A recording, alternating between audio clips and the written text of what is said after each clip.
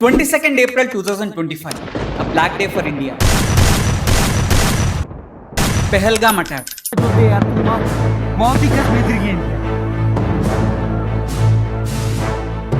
ఎంత ఘోరంగా ఉంది, ఊహిస్తేనే భయంకరంగా ఉంది. ఆ కాల్పుల శబ్దం వింటేనే వణుకొస్తుంది. వాళ్ళెవరికోనో అవుతుంటేనే మనకి ఇంత లోపల పెయిన్ ఉంటే దగ్గరుండి వాళ్ళు చూసినప్పుడు వాళ్ళకి ఎలా అనిపిస్తుంది? ఎంత దారుణం అంటే పేరు అడిగి చంపారంట. ట్రౌజర్స్ ప్యాంట్స్ కిందకి లాగి వాళ్ళ ప్రైవేట్ పార్ట్స్ చూసి చంపారంట.